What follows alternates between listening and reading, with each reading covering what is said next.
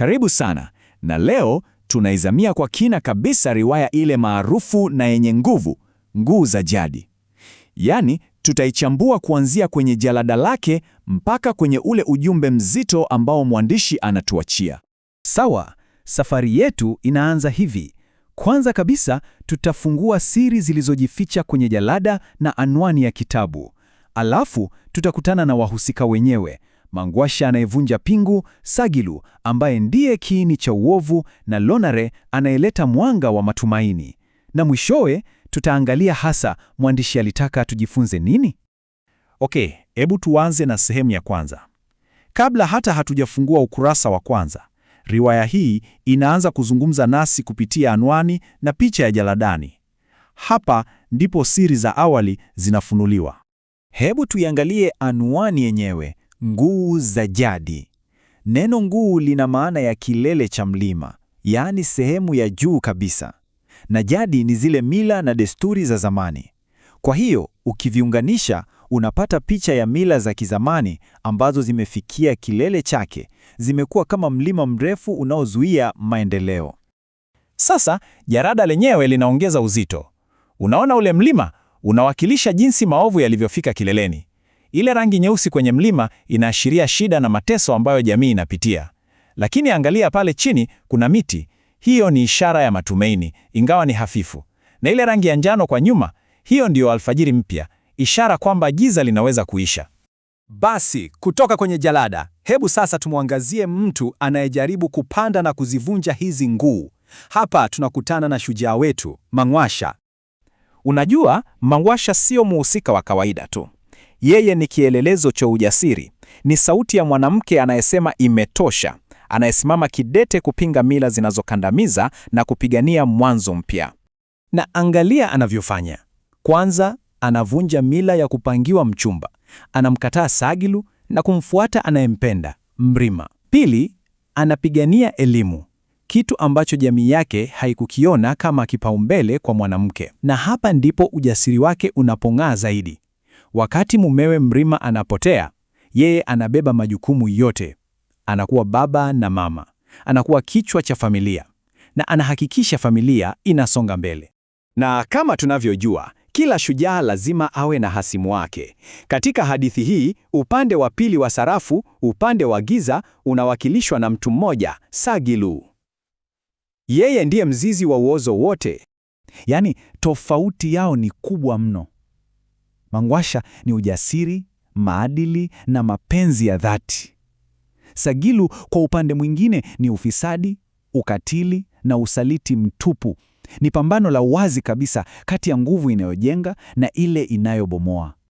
Matendo yake yanaonyesha jinsi alivyo mwovu.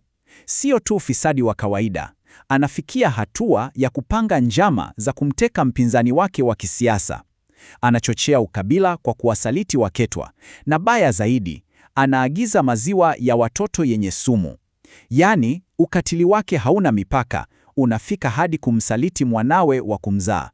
Huyu ni sura halisi ya uongozi uliooza. Sasa, hali ikiwa mbaya kiasi hiki, ufisadi umekita mizizi. Swali linakuja, je, kuna matumaini yoyote kwa jamii ya Matuo? Hapa ndipo mwandishi anamtambulisha Lonare. Hadithi hii inatulazimisha tujiulize kwa dhati. Hivi jamii iliyofikia hapa, iliyozama kwenye uozo kiasi hiki, inaweza kweli kuokolewa? Na jibu kwa mujibu wa mwandishi ni ndiyo. Tumaini lipo, na linakuja kwa sura ya Lonare. Yeye ni kiongozi wa aina tofauti, mwenye busara na anayeahidi haki na usawa. Falsafa yake ni rahisi lakini ina nguvu sana. Hapa anamshauri Mrima, anamwambia, ili tuondoe chuki, lazima kwanza tukubali ukweli, hata kama unauma. Ushauri huu unakuwa kama dawa kwa Mrima. Unamsaidia kukubali udhaifu wake na kuanza safari ya uponyaji badala ya kulipiza kisasi. Kwa hiyo, unaona, uongozi wa Lonare sio tu kushinda uchaguzi. Unajengwa kwenye hekima, unakataa kulipiza kisasi, unaleta ahadi za maendeleo na unawakilisha siasa safi. Anapigania haki kwa wote, sio kabila lake tu. Haya ndiyo mabadiliko ya kweli.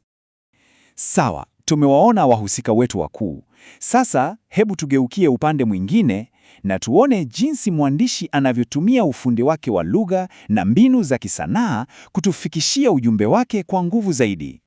Mbinu moja nzuri sana anayotumia ni ndoto, hasa ndoto za Mangwasha. Hizi ndoto si za kulala tu, zinatumika kutupa viashiria vya mambo yajayo. Pia zinatupa nafasi ya kuona yale yaliyojificha ndani ya moyo wa Mangwasha, hofu zake na matumaini yake.